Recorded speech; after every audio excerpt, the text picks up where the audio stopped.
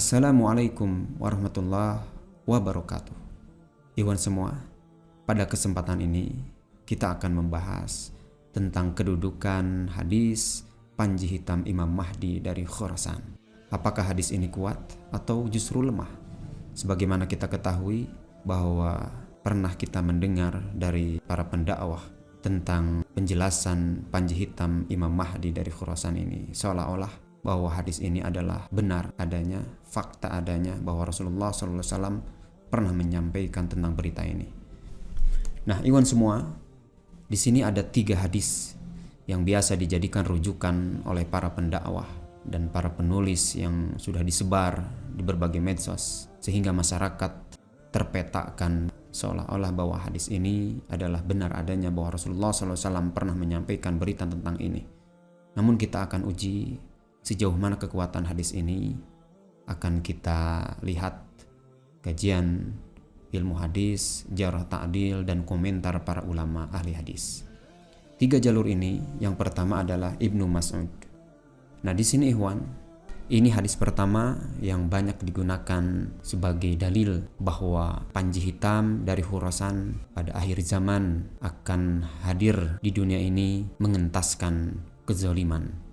Apakah hadis ini kuat? Akan kita lihat kedudukannya dan bagaimana komentar-komentar para ulama tentang rawi-rawinya. Nah, di sini ikhwan, hadis yang disandarkan kepada Ibnu Mas'ud bertumpu pada 2 jalur periwayatan. Jadi jalur yang pertama yang diriwayatkan oleh Yazid bin Abi Ziyad, di mana Yazid bin Abi Ziyad di sini telah didapatkan oleh para mukharrij riwayatnya dan dikeluarkan dalam kitab-kitabnya, maksudnya ditulis dalam kitab-kitabnya tersebut. Hadis ini diterima oleh Imam At-Tabarani. Kemudian hadis yang bersumber dari Yazid ini diterima oleh Nu'aim bin Hammad. Kemudian hadis ini pula diterima oleh Ibnu Abi Syaibah. Kemudian hadis ini juga diterima oleh Ibnu Majah, Abu Ya'la, Imam Asy-Syazi, dan Imam Ad-Dani. Nah, di sini ikhwan, sekalipun banyak para mukharrij, yakni para ulama yang mengkodifikasikan hadis lebih dari 3 orang, namun semuanya bertumpu pada Yazid. Siapakah Yazid ini? Kita akan lihat. Nah, di sini komentar-komentar ulama ahli hadis yang menguasai jalur-jalur periwayatan dan sangat mengetahui setiap rawinya, apakah rawi ini lurus atau banyak riwayat-riwayatnya memungkarkan hadis dan sebagainya. Di sini yang pertama ada Muhammad bin Fudail mengatakan bahwa Yazid bin Abi Ziyad kana min a'immati Syiah al-kibar. Nah, ini dari pendapat Muhammad bin Fudail ini kita mengetahui bahwa Yazid, di mana para imam mukharrij yang tadi meriwayatkan yang seluruhnya bertumpu pada Yazid bin Abi Ziyad, ternyata Yazid bin Abi Ziyad seorang rawi dari kalangan Syiah. Kemudian di sini kata Imam Ahmad lam yakun bil hafiz, bahwa Yazid bukan seorang penghafal hadis.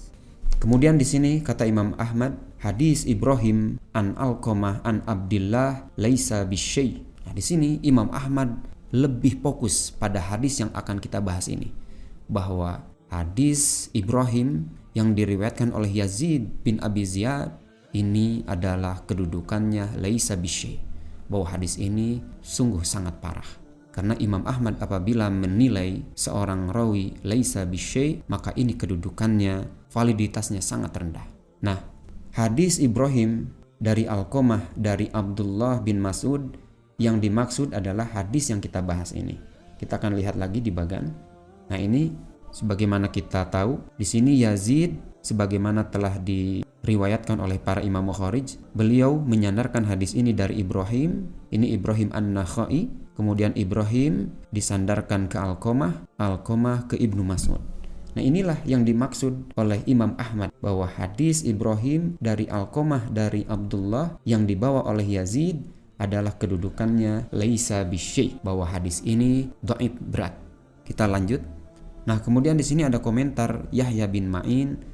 Beliau mengatakan la yuhtajju bihaditsih, bahwa kata beliau Yahya bin Ma'in ini seorang kritikus hadis, yang apabila kita sering belajar atau membuka kitab-kitab rijal, kitab-kitab rawi, Yahya bin Ma'in tidak asing karena beliau pakarnya di bidang ini. Kata beliau, la yuhtajju bihaditsih, bahwa hadis Yazid bin Abi Ziyad hadisnya tidak bisa dipakai hujjah. Kemudian Imam Waqi mengatakan Yazid bin Abi Ziyad an Ibrahim an Alqamah an Abdullah yakni hadis ar-rayat laisa bisyai. Nah, penilaian Imam Ahmad dikuatkan oleh Imam Waqi. Sama-sama berpendapat bahwa hadis yang dibawa oleh Yazid bin Abi Ziyad, di mana beliau menyandarkan hadis ini ke Ibrahim, Ibrahim ke Alqamah, Alqamah ke Abdullah bin Mas'ud, ini sungguh tidak benar, dinilai laisa bisyai. Hadis ini adalah kedudukannya dhaif. Ikhwan semua, apabila kita pernah membaca kitab Sahih Al-Bukhari atau Sahih Muslim, jalur sanad keguruan Ibrahim dari Alqamah dari Ibnu Mas'ud ini memang kuat sekali. Namun yang harus membawa jalur ini adalah para murid-muridnya Ibrahim yang sikoh. Nah, inilah terjadinya kemungkaran di beberapa hadis yang dibawa oleh rawi dhaif di saat jalur yang kuat ini, yakni jalur Ibrahim yang mendapatkan dari Alqamah, Alqamah dari Ibnu Mas'ud, dari berbagai tema tentang hadis, itu harus dibawa oleh para murid yang thiqah, di mana para murid ini sering bermulazamah dengan Ibrahim An-Nakhai di majelis samanya. Sehingga apabila rawi-rawi yang kuat ini tidak meriwayatkan, namun diriwayatkan oleh rawi dhaif semisal Yazid bin Abi Ziyad ini, maka ini terjadilah kemungkaran. Nah, siapa rawi-rawi yang biasa meriwayatkan dari Ibrahim An-Nakhai yang jalurnya dari Alqamah dari Ibnu Mas'ud? Nah, inilah ikhwan, inilah para murid Ibrahim An-Nakhai yang sikoh, yang hebat, yang terpercaya, yang kokoh hafalannya. Ada Al-Hakam bin Utaibah, kemudian ada Sulaiman Al-A'mash, ini digunakan juga oleh para imam jamaah. Kemudian ada Zubaid Al-Yami, kemudian ada Simak bin Harb, dan seterusnya. Di sini ada Abdullah bin Aun, Amr bin Murrah, Mughirah bin Miksam, Mansur bin Mu'tamir, Al-Hasan bin Ubaidillah. Kemudian ada Hammad bin Abi Sulaiman, Ziyad bin Kulayb, Abdurrahman bin Abi Sya'syah. Ini ikhwan semua, para rawi ini adalah rawi-rawi asbat, rawi-rawi sikoh yang banyak meriwayatkan dari jalur Ibrahim An-Nakhai dari Alqamah dari Ibnu Mas'ud. Sehingga apabila kita biasa mempelajari jalur-jalur periwayatan seperti ini akan nampak kemungkaran. Di saat rawi-rawi yang sikoh ini yang memiliki jalur kuat kepada gurunya, yakni Ibrahim An-Nakhai yang bersumber dari Alqamah dari Ibnu Mas'ud, sehingga ketika ada seorang rawi dhaif, malah rawi dhaif ini dikatakan munkar, ini dipertanyakan. Berkenaan para rawi sikoh ini, tidak satupun dari mereka meriwayatkan tentang panji hitam Imam Mahdi yang datang dari Khurasan. Terlebih Yazid bin Abi Ziyad adalah seorang rawi Syiah min a'immati Syiah al-kibar, dari tokoh sentral Syiah senior, dan ini patut kita waspadai. Nah, ikhwan semua, artinya di sini jalur Yazid sekalipun diriwayatkan oleh para imam mukharij di kitab-kitab yang bisa kita baca hari ini, entah itu di kitab Imam At-Tabarani pada kitab Al-Mu'jam Al-Awsatnya, entah itu kitab Nu'aim bin Hammad dalam kitab Al-Fitan, Ibnu Abi Syaibah dalam kitab Musannaf, sampai kitab Sunan Ibni Majah, Musnad Abi Ya'la dan sebagainya. Namun sumbernya semuanya bermuara pada Yazid bin Abi Ziyad. Dan Yazid ini menyendiri, menyandarkan riwayat dari Ibrahim, seorang ulama yang masyhur waktu itu, seorang ulama yang thiqah, yang banyak murid-muridnya thiqah, yang tidak meriwayatkan sebagaimana diriwayatkan oleh Yazid bin Abi Ziyad. Ini menunjukkan kemungkaran, sehingga pantaslah Imam Ahmad, Imam Waqi menilai jalur yang dibawa oleh Yazid bin Abi Ziyad ini laisa bisyai. Nah, tinggal ikhwan, di sini ada jalur kedua, ada Al-Hakam di sini. Ini berarti secara sepintas, itu berarti Yazid bin Abi Ziyad itu tidak bersendirian. Terbukti ada Al-Hakam seorang rawi sikoh yang rawi ini digunakan oleh para ulama jamaah, digunakan oleh Imam Al-Bukhari, Imam Muslim, Imam Abi Daud, Imam At-Tirmizi, dan para imam yang lain. Dan rawi ini sikoh. Ini berarti Yazid bin Abi Ziyad ini tidak bersendirian, ada penyerta.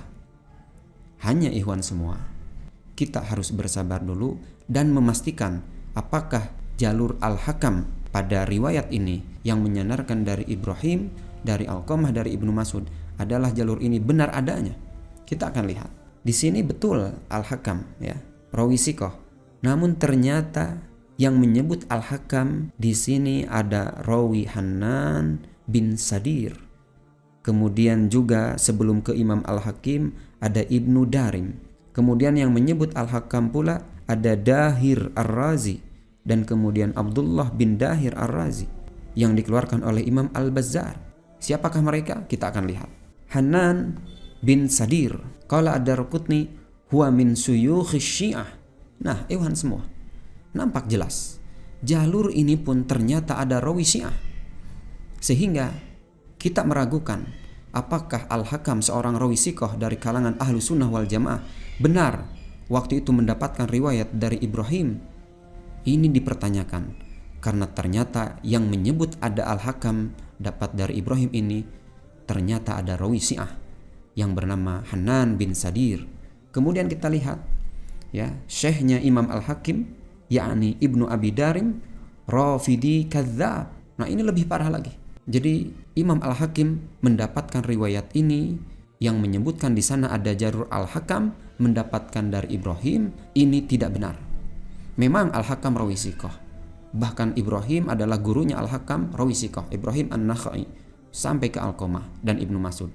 Tapi jalur ini sejatinya tidak ada. Karena yang membawa jalur ini ada Hanan bin Sadir, seorang rawi Syiah min suyukh Syiah, dan kemudian syekhnya Imam Al-Hakim, Ibnu Abi Darim, ini Syiah tulen, Rafidhi kadzdzab, Syiah Rafidah yang dinilai sebagai pendusta. Artinya jalur ini sungguh tidak layak untuk dijadikan hujjah sampai-sampai disampaikan kepada masyarakat untuk memprovokasi bahwa akan datangnya panji hitam Al-Mahdi yang datang dari Khurasan. Sehingga kita disibukkan, masyarakat disibukkan oleh sebagian pendakwah yang mengatakan bahwa Talibanlah pasukan panji hitam tersebut, bahwa ISIS lah yang dulu pernah mengibarkan bendera hitam tersebut adalah sebagai Al-Mahdi dan sebagainya. Sungguh sangat miris sekali ketika kita melihat sebagian masyarakat muslim dari berbagai dunia yang girohnya, yang semangatnya untuk berjihad tinggi terprovokasi dengan hadis-hadis seperti ini, sehingga mereka datang ke sebuah negeri untuk hanya sekedar berbaiat dan ikut bergabung mengikuti perang yang dikatakan jihad fisabilillah. Hadis yang dibawa oleh Imam Al-Hakim ini, Imam Az-Zahabi memberikan komentar yang sangat tegas. Hadza maudhu', ini jalur angker, ini jalur yang tidak benar, dan jalur ini dikatakan oleh Imam Az-Zahabi sebagai jalur palsu. Kita akan lihat jalur kedua. Nah, kita akan lihat bagaimana jalur kedua yang menyebut Al-Hakam. Di sini ada Dahir Ar-Razi yang diriwayatkan jalur ini, sanad ini oleh Imam Al-Bazzar dalam kitab musnadnya. Siapakah Dahir ini? Abdullah bin Dahir, ini anaknya. Abdullah bin Dahir qala Ahmad wa Yahya laisa bisyai. Jadi kata Yahya bin Ma'in, kata Imam Ahmad, Abdullah bin Dahir ini rawinya laisa bisyai, tidak kuat. Rawi ini dhaif berat, laisa bisyai. Jadi penilaian laisa bisyai ini adalah penilaian dhaif syadid dari imam sekaliber Yahya bin Ma'in dan juga Ahmad bin Hambal. Kemudian di sini Imam Al-Uqaili memberikan tambahan bahwa Abdullah bin Dahir ini seorang Rafidi khabith. Ternyata ikhwan semua, jalur ini pun ada rawi Syiah Rafidah, di mana kata Imam Al-Uqaili bahwa Abdullah bin Dahir seorang rawi Syiah Rafidah yang khabith, yang buruk hafalannya. Kemudian bapaknya di sini Dahir bin Yahya Ar-Razi Rafidi. Bukan saja Abdullah bin Dahir, ternyata bapaknya adalah seorang Rafidah pula. Ini artinya ikhwan semua, jalur Al-Hakam sejatinya enggak ada. Dan apabila kita melihat kepada bagian ini, kita akan bisa melihat bahwa di saat Yazid bin Abi Ziyad bersendirian dan dikritik habis-habisan oleh para ulama ahlu nuqad, semisal Imam Ahmad, maka sepeninggal Yazid ada rawi-rawi Syiah yang juga membuat jalan baru untuk menyandarkan ke Ibrahim dari Alqamah ini. Ini berarti ikhwan semua, untuk jalur pertama yang kita bahas, hadis ini termasuk hadis yang sangat berat, hadis yang sangat dhaif berat. Demikian untuk jalur pertama. Kita akan masuk hadis kedua, di mana hadis kedua ini disandarkan kepada Abu Hurairah. Nah, hadis kedua ini yang menyandarkan kepada Abu Hurairah radhiyallahu an Abi Hurairah radhiyallahu anhu qala Rasulullah sallallahu alaihi wasallam, takhruju min Khurasan rayatus sud la yarudduha syai'un. Dari arah Khurasan kelak akan berkibar panji-panji hitam. Tak ada satu kekuatan pun yang dapat menghalangi lajunya sehingga sampai di Ilya. Hadis ini kelihatan patriotik, kelihatan pasukan yang gagah berani. Namun sebelum kita syarah, sebelum kita periksa, sebelum kita jelaskan kepada masyarakat siapa pasukan itu dan bagaimana pasukan itu bisa kita jadikan sebagai apa yang dimaksud oleh Rasulullah, tentunya selayaknya harus diklarifikasi dulu bahwa hadis ini sejatinya benarkah Rasulullah pernah menyampaikan seperti itu. Nah, untuk jalur kedua ini diriwayatkan oleh beberapa imam. Imam At-Tirmizi, Imam Nu'aim bin Hammad, Imam Ahmad, Imam At-Tabarani dalam kitabnya Al-Awsat, Imam At-Tabarani juga dalam kitabnya Asy-Syamiyin, kemudian ada Imam Al-Baihaqi dan Ibnu Asakir. Namun berita ini semuanya bersumber dari Rishdin. Bisa kita lihat, semuanya bersumber dari Rishdin seorang. Siapakah Rishdin? Rishdin, Yahya bin Ma'in mengatakan laisa bisyai.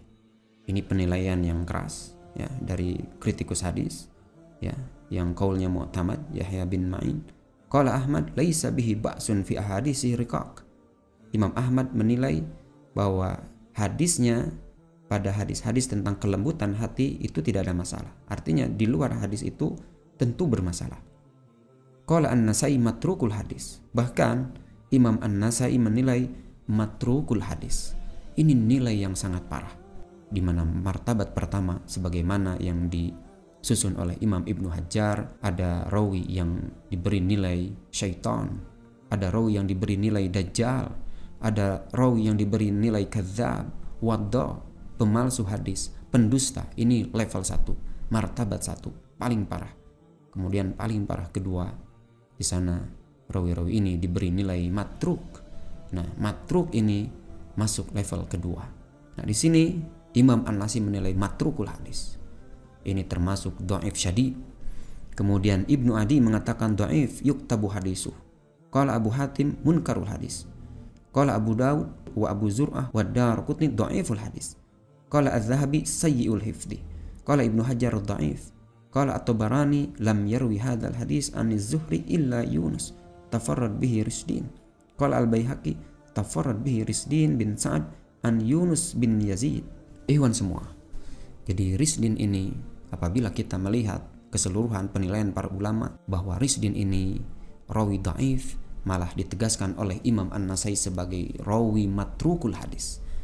Jadi kesendiriannya dari Yunus sungguh sangat bermasalah, karena Yunus seorang rawi sikoh memiliki para murid yang sikoh, sehingga ketika para murid yang sikoh tidak meriwayatkan dari Yunus tentang berita ini, tapi justru yang memberitakan dari Yunus ini adalah rawi lemah, ini terindikasi juga kemungkaran. Kemudian kita lihat ada jalur kedua yang seolah-olah ini penguat ya. Jalur kedua ini seolah-olah penguat dari Rishdin yang dikeluarkan oleh Ibnu Adi. Namun riwayat yang dikeluarkan oleh Ibnu Adi didapat dari Ahmad, Ahmad didapat dari Suwaid, Suwaid didapat dari Daud. Inilah rawi yang bermasalah. Siapakah Daud? Abu Hatim mengatakan munkarul hadis, lagi-lagi rawi munkar, berserakan memberitakan tentang panji hitam ini. Kata Abu Hatim munkarul hadis. Kemudian Imam Ibnu Hibban munkarul hadis jiddan. Abu Daud As-Sijistani dhaiful hadis. Kemudian Abu Zur'ah munkarul hadis. Ini hampir sepakat para ulama tentang Daud sebagai munkarul hadis. Kemudian Yahya bin Ma'in laisa bisikah. kana yakzib, bahwa Daud tidak sikoh, bahkan dia berdusta. Ikhwan semua, dengan jalur ini tidak layaklah masyarakat mendapatkan berita tentang panji hitam Imam Mahdi dari Khurasan, karena hadis ini terlihat mengandung provokatif masyarakat awam yang dimana semangatnya, girohnya untuk membela kaum muslim yang tertindas sungguh dimanfaatkan oleh kelompok-kelompok tertentu yang mengatasnamakan agama seolah-olah dipolitisasi dengan hadis-hadis seperti ini. Nah, ikhwan semua, artinya hadis yang kedua yang kita bahas yang menyandarkan ke Abu Hurairah tidaklah benar. Kita akan masuk pada pembahasan terakhir, di mana hadis yang ketiga ini sandarannya kepada sahabat Rasulullah Thauban radhiyallahu an. Nah, ini hadis ketiga, hadis terakhir yang kita akan lihat bagaimana kedudukan hadis tentang panji hitam Imam Mahdi yang datang dari Khurasan yang disandarkan ke Thauban. Kita akan lihat narasinya.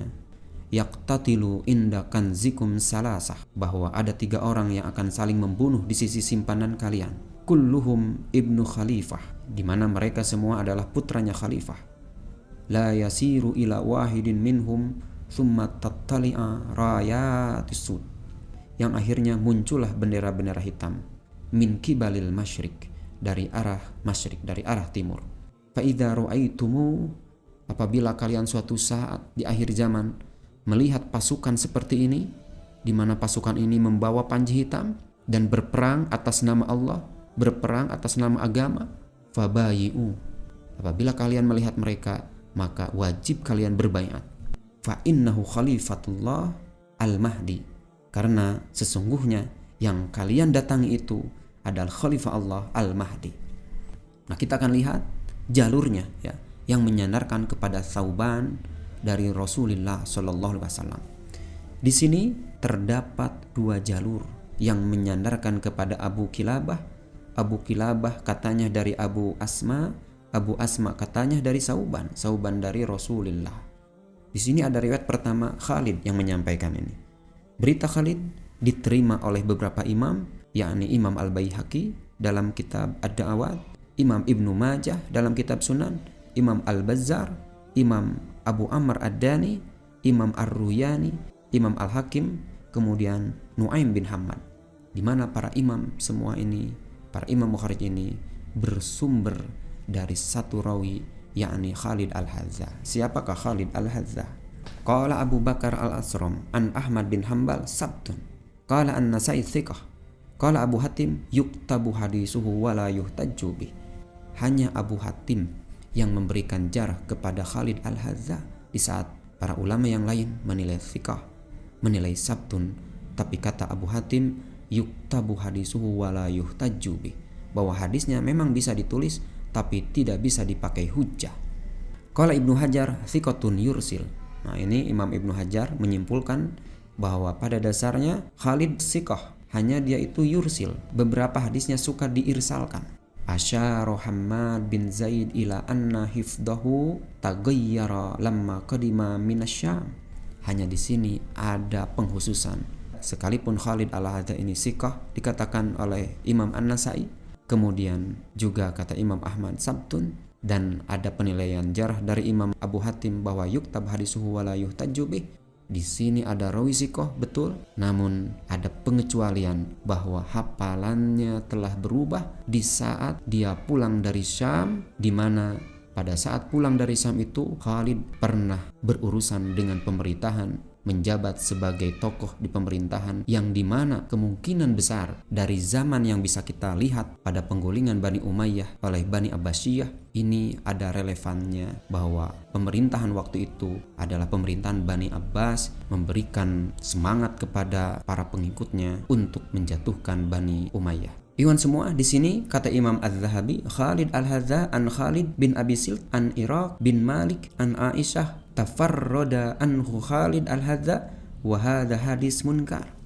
Di sini ada komentar dari Imam Az-Zahabi, ikhwan semua, bahwa Khalid pada beberapa tema pernah memungkarkan hadis.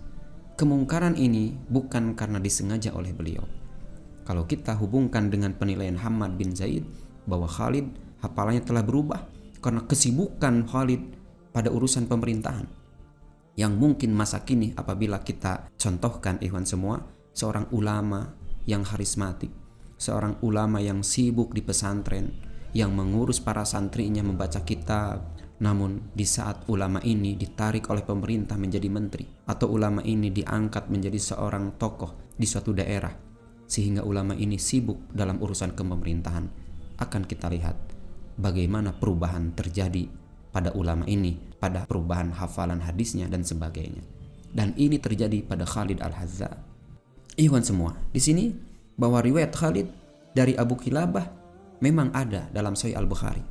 Namun apabila kita cermat, Khalid Al-Hazza dipakai oleh Imam Al-Bukhari, jalur periwayatan dari Abu Kilabah, dari Abu Asma, dari Thauban, itu jalur karena ada seorang rawi lain yang menyertai Khalid Al-Hazza, yaitu Ayyub As-Sakhtiyani.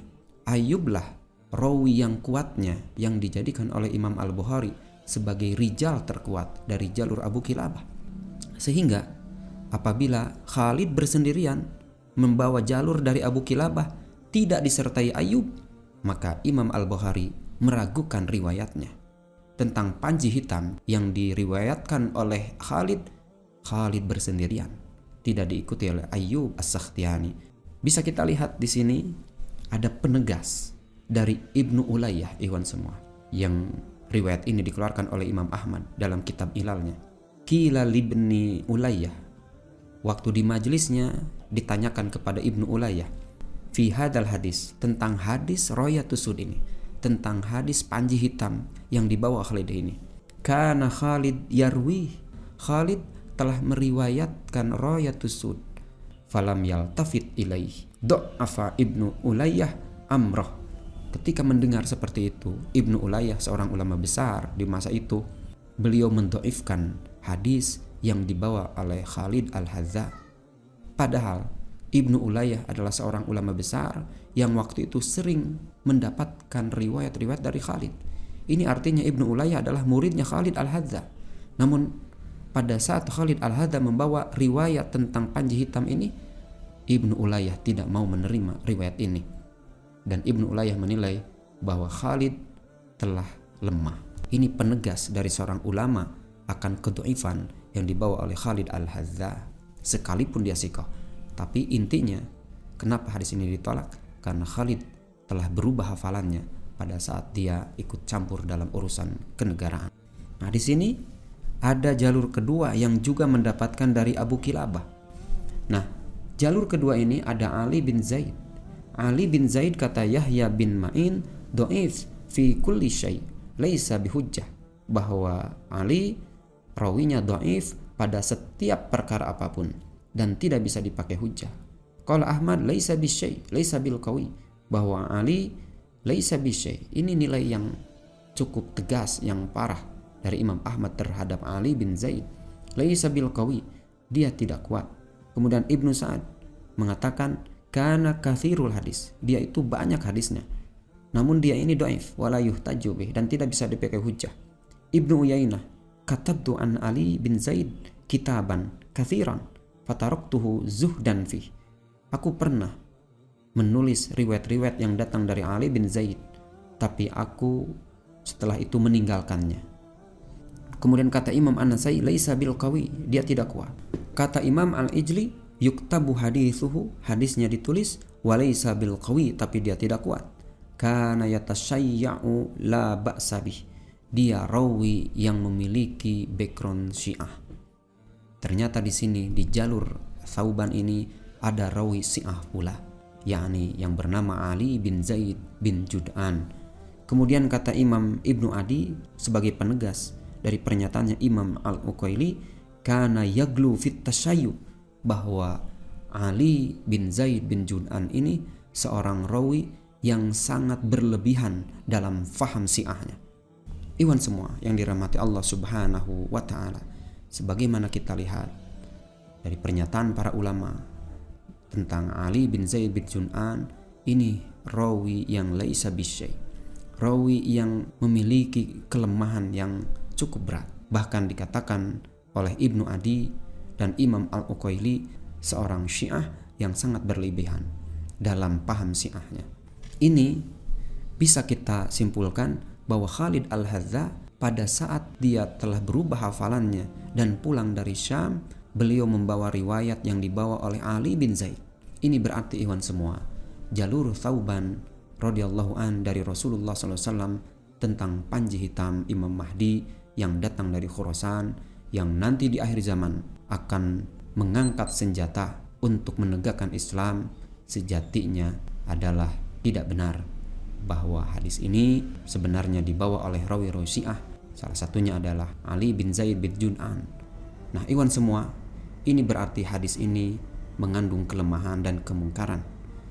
Dalam pengertian lain, bahwa tidaklah benar bahwa waktu itu Sauban sebagai sahabatnya Rasulullah SAW mendapatkan berita dari Rasulullah SAW tentang panji hitam Imam Mahdi dari arah Khurasan. Ikhwan semua, sebagai kesimpulan pada klinik hadis kali ini perlu saya sampaikan bahwa hadis panji hitam Imam Mahdi dari Khurasan ini adalah lemah. Tidak sah informasi ini datang dari Nabi kita Nabi Muhammad SAW yang disampaikan kepada para sahabat-sahabatnya seperti Ibnu Mas'ud, Abu Hurairah dan Thauban radhiyallahu anhum. Kemudian yang kedua, hadis panji hitam Imam Mahdi yang datang dari Khurasan ini tercium informasi kebid'ahan yang dihembuskan oleh rawi-rawi lemah dari kalangan Syiah. Terbukti para periwayat Syiah di atas semuanya dari wilayah Basrah yang sekarang Irak. Kemudian yang ketiga, apabila kita hubungkan dengan masa berdirinya Daulah Abbasiyah di Irak, kami berpendapat riwayat ini ada hubungannya dengan situasi politik waktu itu guna menarik simpati dukungan dalam mendirikan Daulah Abbasiyah. Ikhwan semua, demikian yang bisa kami sampaikan. Kurang lebihnya mohon maaf. Wassalamualaikum warahmatullahi wabarakatuh.